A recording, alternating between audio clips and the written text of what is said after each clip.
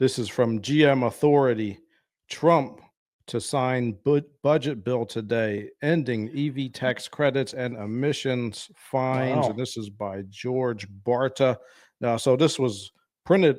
This story was made on the 4th of July. So the bill has been signed for 2 days now. But Wow. let's go ahead and talk about it. I'm going to talk about three things from this bill, and we're going to talk about how they can affect GM, Stellantis, and Ford, and also how they can affect you as a consumer. Hmm. So, the first thing that we're going to talk about is they removed the penalties for missing fuel economy targets. Now, OEMs would get penalized when they didn't reach all these fuel economy cafe standards Hmm. every year. Yep. And every year they get harder and harder. So if you were wondering why your vehicles got so much more complicated and so much more expensive, that is the reason. They had to keep getting more miles per gallon out of each vehicle. Hmm. So when they didn't reach these fines in the past, they would get, or when they didn't reach these targets in the past, they would get fined. Stellantis had to pay over $191 million in fines, and that was just from 2019 to 2020. So Hmm. only for 2 years, they had to pay almost $200 million in fines. Yeah, it's crazy. That's one of the reasons why we got that monstrosity, also known as the EV charger. Hmm. So, yeah. Now, GM also got fined as well. They had to pay $145 billion to NHTSA because of excess emissions from several million vehicles through 2012 to 2018. And those were pickup trucks and mid-sized crossovers. So GM had to pay big fines. Stellantis had to pay big fines.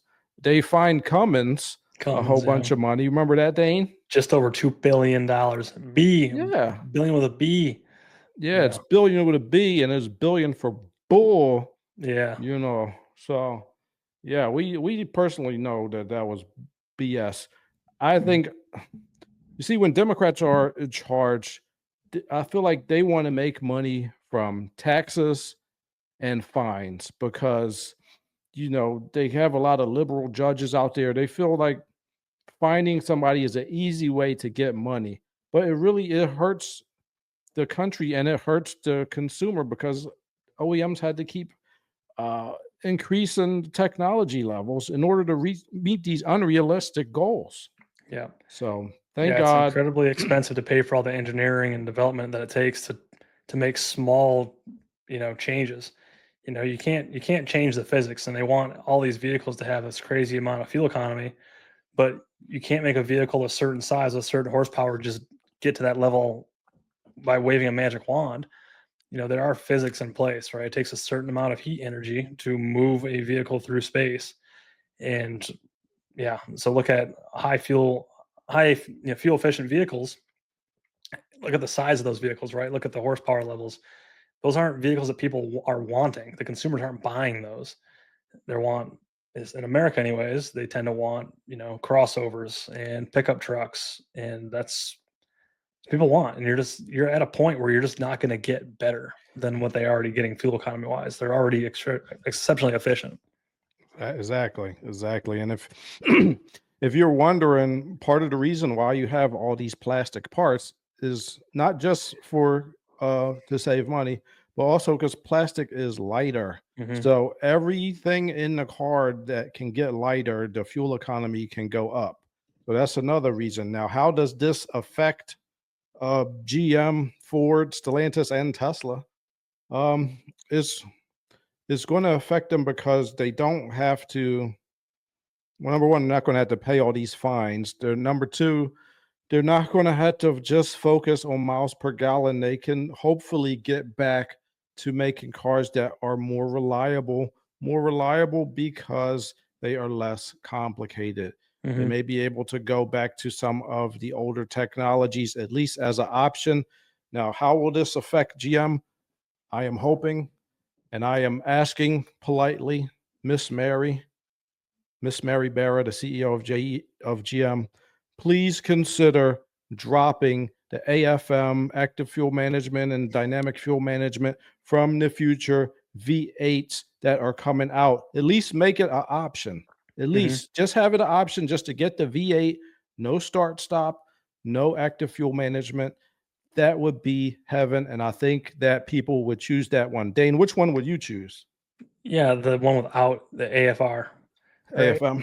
yeah, I don't want that nonsense. I want a simple vehicle, and these legislations that can hopefully make these vehicles be a little more simple will also bring the cost down for the consumer.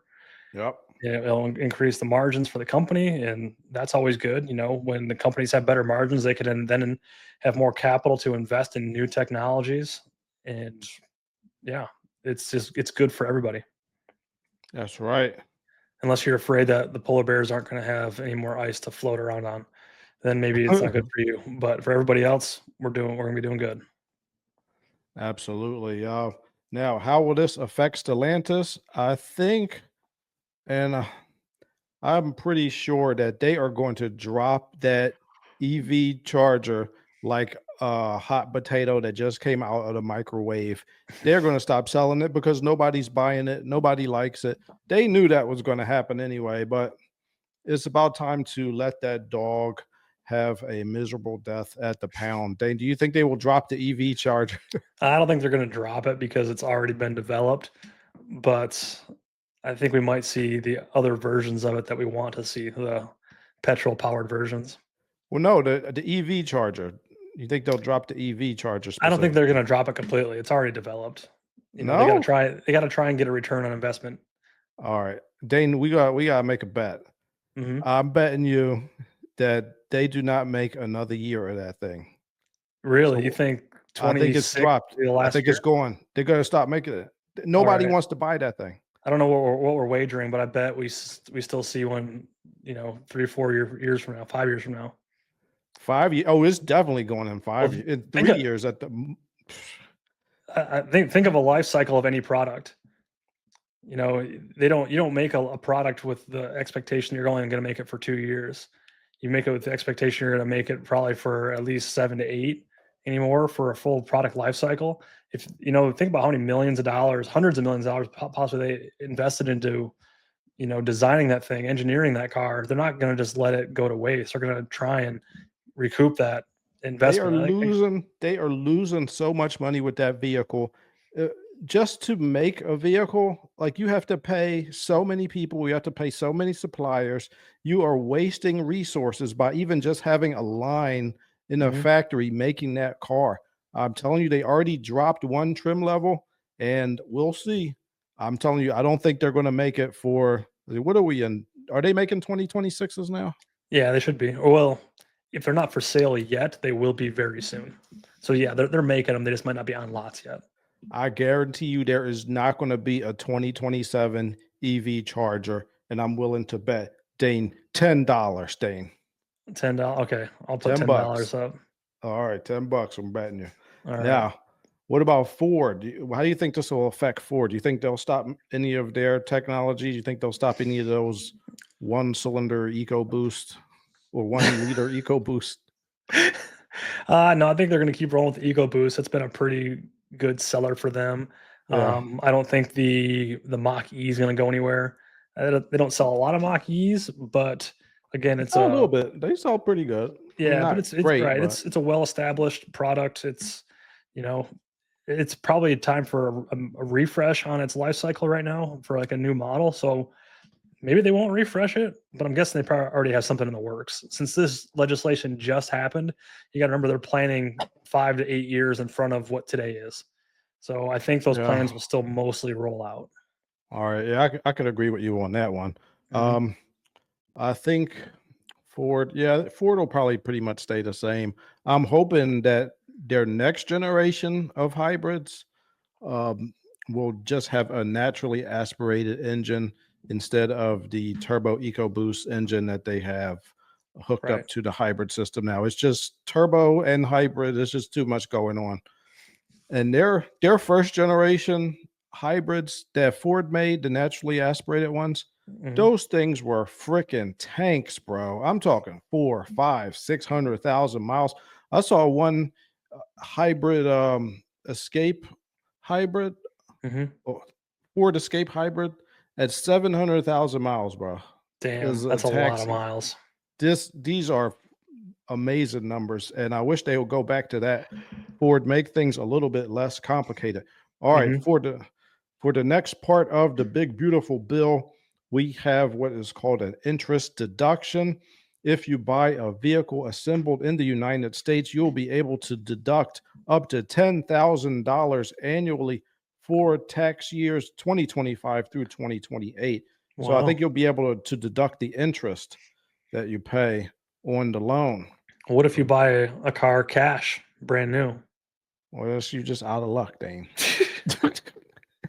You just got 25 grand. If you got 35 grand to spend cash on a car, I think you're doing okay as far as taxes go. Yeah, but still, like, who? So, how much do you have to spend on a car? Selling price to spend $10,000 just in interest a year with I don't current know, man. interest rates. That's just the max. That's just the max. Whatever you Right. pay in interest, let's say if you pay $500, $600 a month, and 200 of it is in interest, then 200 times 12, so $2,400 you could deduct. Right. So But it's if the something. max is 10,000, what does that loan have to be to get the max? I don't know, That's a Dane. huge, huge Dane, auto loan. why don't you go buy the ZR1X and then you'll find out. Then I'll then I'll be able to claim that 10%. Yeah. Yeah. So here are some cars that you could get. How this could affect GM. I think Chevy Colorado sales will go up because it is made in Wentzville, Missouri, Hmm. and only made in Wentzville, Missouri. So yeah, the Colorado is a winner. I'm thinking about getting one. I would love to get a nice blue one. That would be amazing. That blue's a nice color. Yeah. Did you which one do you want, Dane? The ZR, was it the Yeah. ZR2? On the ZR2. Yeah. Oh my god, I think it looks so freaking cool. I know. Oh I man. know. I want one bad too. Oh man. But I might have to get a ZR1. I don't know if I'm that uh loose with my money right now. I'm really a cheapskate at heart. Yeah. Let's see, the Silverado 1500, they make most of those in the US, either in Indiana, Michigan, or Ohio. Some of them are made in Mexico, but Yeah. maybe the production of those made in Mexico will start to be spread out between the Indiana, Michigan, and Ohio. What do you think, Right. Dane? Yeah, probably. I think they're Yeah. gonna have to with the way the tariffs are playing out anyways. It's gonna make more sense for them to do as much in-house or in-house being in the United States as possible. Yeah. So I think they'll probably still make some of them in Mexico, but Mhm. because they probably sell some of them in Mexico anyway, so you might as well make them there. But Yeah. Yeah, you have Jeep on your list? I think most Jeeps are made in Ohio, right? yeah, a lot of, well, I don't have every car on the list, but Mhm. the Bolt EV is supposed to be made in Kansas. It's supposed to come out like late 2025 or Mhm. maybe a 2026 model. So yeah, and the Cadillac XT4 is going to be made in the same plant in Kansas. So those Nice. are some vehicles. I think that'll definitely will help sales with GM, Ford, and Stellantis and Tesla. They're made in Texas. And Mhm. a lot of Toyotas are made in the US too. The Yep. Camrys are made in Kentucky. The what was it? The Tundra is made in Texas. So Mhm. yeah, we got some good American made vehicles. Let's see. And number three, speaking of EVs, the EV tax credit for buying new and used cars will be going away as of September 2025. Mhm. And they were set to go away in 2032. So in 7 years, we were going to have to keep paying the EV tax credit so that upper middle class people can buy an electric car at a slightly lower rate. Mhm. I don't know. I understand that they wanted to get EV started, but I think they should have put a cap on that at, let's say, $50,000. Like, why do you and I, the regular taxpayers, have to pay to subsidize somebody who can afford a over $50,000 EV? Like I'm with you. There should be no subsidies, $7,500? zero subsidies, zero tax credits. Yeah, I mean, well, it ain't gonna be no more any. It's not gonna be any anytime soon, but Hmm. they're going away as of September. So if you want to get your EV tax credit, you only have a few more months. That's right. Buy your EV now. Yeah. So how will this affect us as consumers? Well, yeah, you have until September to get an EV for the tax credit if it qualifies for the tax credit. How will this affect GM, Ford, and Stellantis? Um, I think some of the EV sales might go down. EVs are they're kind of going out of favor with a lot of people. Some people still like them, Hmm. but I think they will take a little bit of a hit. What do you think, Dane? Yeah, I think so. I think that when they're already taking a hit, this is just going to worsen the blow. It's going to blacken the other eye because the economy is not super strong right now. It's kind of, well, I'm not going to say it's bad. It's stagnant. Things just aren't really growing. I think it's about to go up, but we'll I hope see. so. But regardless, at the moment, spending is, kind of stagnant. And I don't see people not having that, dangling carrot of a tax credit hanging out there over the EV as some sort of, you know, little prize or whatever. Like it just takes away that much more appeal from them. So yeah, I think Yeah. we're going to see a big hit, or I mean, not a big hit, but more of a hit than they've already been taken in the last year or so. Yeah. Now, here's a question, Dane. How do you think this will affect Tesla? Because that's all they sell is EVs, and the liberals are mad at Elon Musk, and I don't know how forgiving the liberals are. They seem to hold a grudge. Do you think Tesla is over because of the tax credit being taken away? No, they're not over. They have a strong loyalty base, I believe, but it No, is not gonna. I think now. it's gonna slow Still, down. Yeah, I think so, but I think it's still gonna slow down. In which case, the people that hate Elon Musk should be happy. yeah, yeah. Now you see why he was so mad at Trump because he took away the tax credit. Exactly, Dick. Dude, you're taking my valuation. Yeah. So I don't know. I think Tesla's going to have to maybe scale back production a little bit. They got to get some more excitement in their vehicles. They wait too long between refreshing the vehicles. They've been looking the same for a while. Competitors are catching up, but I think Elon Musk may have a few tricks up his sleeve. He's not going to give up on his baby Tesla, and yeah, I think they could make it through without the tax credit, but Yeah, I think they'll they be might have fine. to scale back a little bit. I know the people in Europe are never going to forgive them. So, Yeah, they'll be fine. They just got to ride the wave out. but yo, that's another thing I wanted to mention. Or there's a trade deal that they just signed with Vietnam, Mhm. and we are going to be able to sell U.S. products over there. And that used to be a closed market, and now we can sell things from there that we used to not be able to have access to that market. Really. S- So, hopefully, GM, Ford, Stellantis, and Tesla will have access to that market now. Maybe they could sell some cars over there. There's 100 million people in Vietnam. I did not know that. That's a Did lot you? more than I thought was going to be Did there. you know that? No, I figured Vietnam was like a few million, not 100. Yeah, That's crazy. yeah. I looked it up. There's 100 million people. Damn, that's a Uh, lot of people. So yeah, that's about the third the size population of the U.S. Hmm.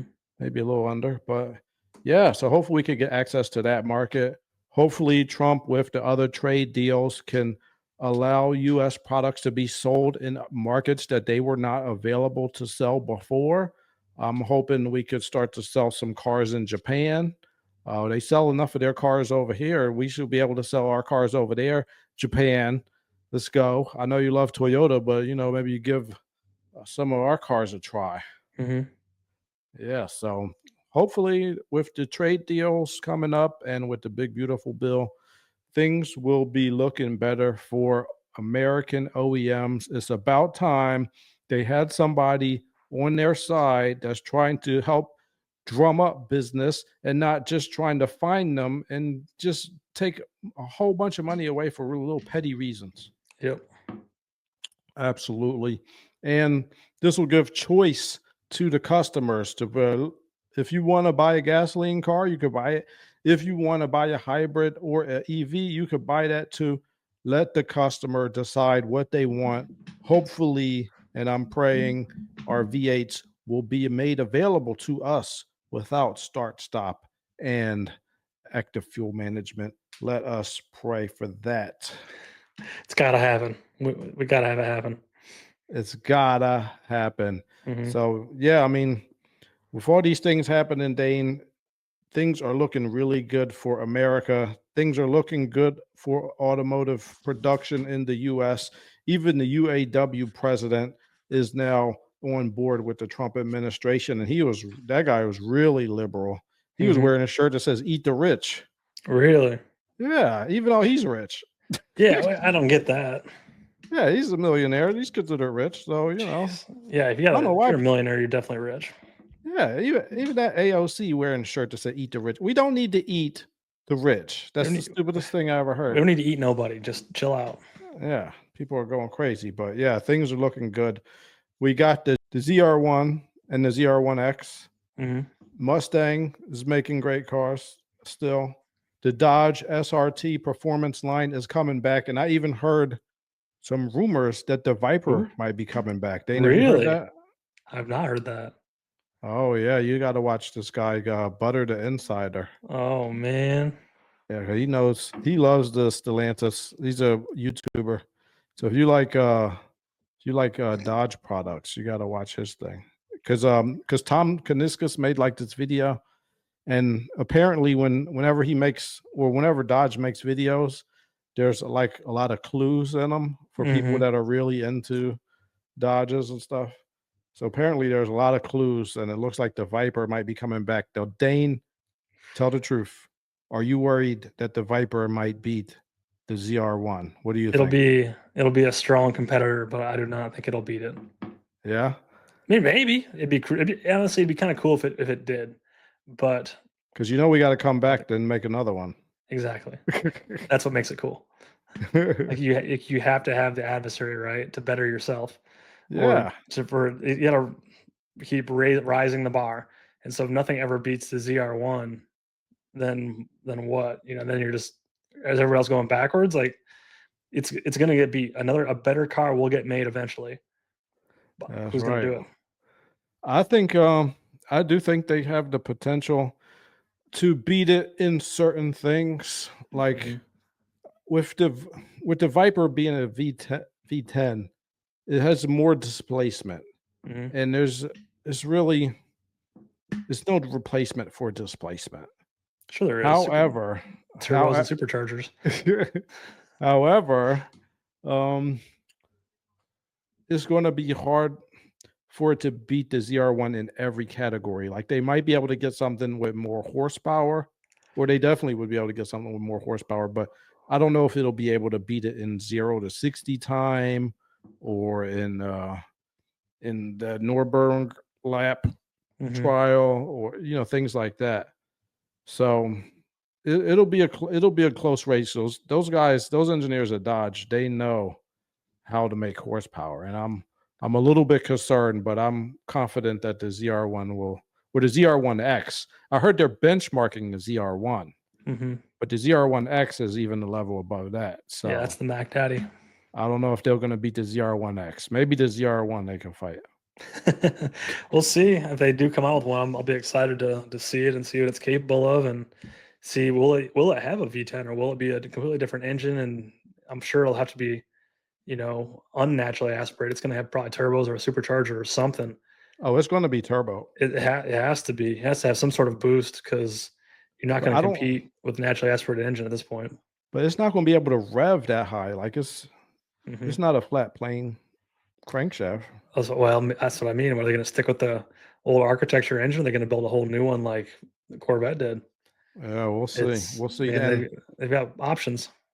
And I gotta say, I think maybe the Dodge. Like I know it's problems with every car, but it seemed like they might be trying to rush the production on it, just to get it out within the next year or two. Hmm. So I'm concerned maybe there might be some quality issues with it. There was some quality issues with that Dodge Demon that they made. So I don't know. We'll see, I guess. Yeah. Well, yeah, we'll see. A lot of things get rushed. That's kind of by design.